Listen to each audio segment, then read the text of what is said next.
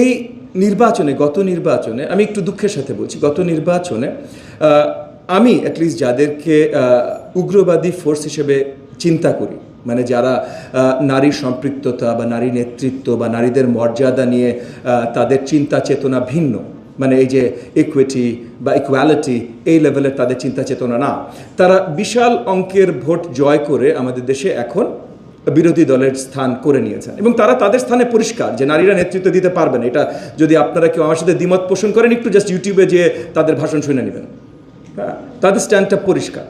তো এই জায়গা থেকে আমরা জাতিগতভাবে এর আগে কখনো আমাদের 55 বছর ইতিহাসে এর আগে কখনো এতটা উগ্রপন্থী বা নারীবাদী বিরোধী ছিলাম না।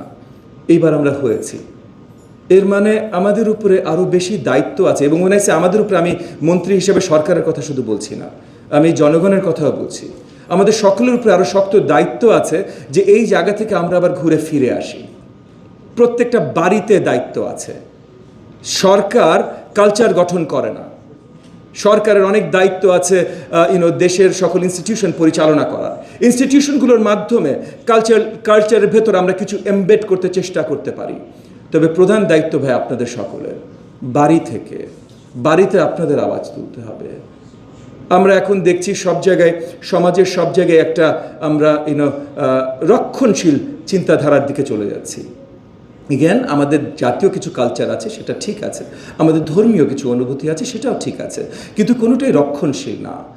রক্ষণশীলতার দিকে যদি আপনারা যেতে দেন তাহলে ক্রমাগত সেটাই যেতে থাকবে। সো আমি এগেন ঢাকা বিশ্ববিদ্যালয় women and gender studies department তাদের প্রতি আহ্বান জানাবো, আপনারাও এগেন আমি একটা ফ্রেজ ব্যবহার করবো, আপনারা এটা নিন্দা হিসেবে নিয়েন না, বাট আমরা অ্যাকাডেমিক্সদের মাঝে মধ্যেই দেখি তারা অ্যাকাডেমিকদের আইভরি টাওয়ারে বসে অনেক চিন্তা করেন, যেটা হয়তো ঠিক বাস্তবিক না। আমি gender and women and gender studies ডিপার্টমেন্টের কাজের সাথে যেহেতু খুব ভালোভাবে পরিচিত না, আমি আশাবাদী আগামী দিনগুলোতে আপনারাই দায়িত্ব নিয়ে আমাকে পরিচয় করাবেন আরও ভালোভাবে। তো আমি চাইবো আপনাদের মাঝ থেকেও ওই আইভরি টাওয়ার সিনারিও না, বাস্তবিকভাবে কীভাবে আমরা এই রক্ষণশীলতার থেকে আবার উদারপন্থার দিকে আসতে পারি, চিন্তা চেতনার দিক থেকে, কালচারের দিক থেকে, এবং ঘরে ঘরে জাস্ট মানে চারুকলা বা ঢাকা বিশ্ববিদ্যালয়ে কী হচ্ছে সেটা না, যদি ঢাকা বিশ্ববিদ্যালয়ে অনেক কিছু পাল্টে যাচ্ছে আমি দেখছি দূর থেকে। জাতিগতভাবে আমরা কিভাবে আবার উদারতার দিকে আসতে পারি, উদারপন্থী হতে পারি, এই জিনিসগুলো নিয়ে আলোচনা আরও বেশি দেখতে পারলে হয়তো ভালো হয়। পার্লামেন্ট অনেক পরে, সিইও কে হবে না, কতজন পুরুষ হবে, কতজন নারী হবে, সেটা অনেক পরে। প্রথমে দরকার হলো আসলে বাড়িতে, প্রত্যেকটা মহল্লায়, প্রত্যেকটা রাস্তায় আমাদের অ্যাপ্রিসিয়েশন যে আমাদের আরও উদারতার দিকে যেতে হবে।